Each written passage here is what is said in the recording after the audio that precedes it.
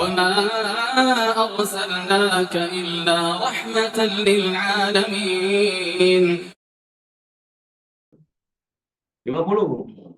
Apakah itikaf hanya boleh dilakukan di 3 masjid saja? Jadi memang Nabi SAW mengatakan la tusyaddu rihal ila instalasi masjid, jangan mengeluarkan energi, mengeluarkan tenaga bercapek-capek dalam safar kecuali ketika masjid gitu kan. Nah, maka apakah cuma di situ? Nah, pertanyaannya adalah sesungguhnya ketika pada selain 3 masjid itu tidak boleh. Nah, orang yang mengatakan seperti itu, mereka berdalil pada hadis Nabi SAW tidak ada itikaf kecuali pada 3 masjid. Mereka berkata sesungguhnya di sini khusus, sementara ayat tentang itikaf itu berlaku umum. Maka dalil yang khusus didahulukan daripada yang umum. Dan ini takdimul khos alal am gitu. Ini apa namanya? Sulfik ya. Akan tetapi saya telah mendengar bahwasanya Syekh kami yaitu Abdul Aziz bin Bas memiliki pendapat yang lain. Maka saya mengharapkan Anda memberikan faedah kepada kami dengan dalilnya yang menjadi landasan. Semoga Allah melapangkan dada-dada kami menerima kebenaran. Semoga Allah membalas Anda semua dengan yang lebih baik. Kemudian beliau menjawab, itikaf itu tidak khususkan pada 3 masjid saja, bahkan disyariatkan di seluruh masjid. Pendapat dari Syekh bin Bas. Pendapat ini dipegang mayoritas ulama dulu dan sekarang. Tetapi yang lebih utama memang dilakukan di masjid yang dilaksanakan sholat Jumat, jadi masjid jami ya. Kalau dulu itu masjid jami itu masjid yang gede, yang kemudian kaum muslimin satu gampangannya satu kota atau satu kabupaten itu sholat di situ. Ya kalau bahasa di kita yang masjid agung lah, jami itu ada besar agung. Nah, sekarang kamu yang di Gang Mawar, Gang apa namanya? Mungkin nenek masjid anyar itu, yang Jerugang itu jenengnya masjid jami. Itu salah sebenarnya. Kalau di sini tuh kalau mau dinamakan masjid jami yang cocok tuh Baitur Rahman tuh. Tapi kalau yang di gang itu harusnya jangan masjid jami, masjid biasa aja.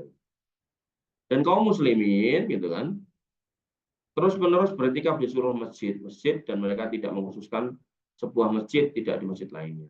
Karena Allah Subhanahu wa taala berfirman, dan janganlah kalian menggauli istri kalian wa antum akifuna fil masjid. Dan kamu beriktikaf di masjid-masjid. Di umum memang katakan masjid. Adapun hadis Hudzaifah radhiyallahu anhu tidak ada itikaf kecuali di 3 masjid yaitu Masjid Haram, Nabawi dan Al-Aqsa. Ini hadis yang tidak sabit. Hanya Allah lah yang beri taufik. Semoga salawat dan salam terlimpah kepada Nabi besar Muhammad SAW dan sahabat beliau serta keluarga beliau. Sehingga berdasarkan fatwa ini, maka itikaf dimanapun silakan. Nah, syukur-syukur yang buat Jumatan. Kenapa? Karena orang itikaf kan nggak boleh keluar masjid gitu loh. Jadi kalau Jumatannya di situ ya Jumatan di situ sekalian. Nah, katanya boleh kalau ada perlu, iya boleh. Artinya kalau kamu di masjid yang nggak ada sholat Jumat kan kamu harus keluar. Ya, iya itu jadi perlu juga untuk keluar. Cuman kalau idealnya kalau emang ada yang sudah masjidnya itu bisa digunakan untuk Jumatan dan hari-hari memang digunakan untuk Jumatan, mending di situ. Cari masjidnya seperti itu. Dan nggak harus yang ada kegiatan itikafnya ya. Kamu sendiri aja di situ nggak apa-apa. Dan nanti makannya gimana ya? Beli sendirilah gitu. Nah, kalau punya janjian sama istrinya atau sama saudaranya atau keluarganya, nanti kirimin aku ya kalau subuh sama ya, itu lebih baik gitu. Tapi kalau nggak ada ya beli sendiri nggak apa-apa, keluar beli nanti balik lagi. Termasuk nanti di di beberapa orang yang bekerja itu ditanya gimana itikaf kami, sedang kami harus kerja sampai hari raya Idul Fitri gitu kan.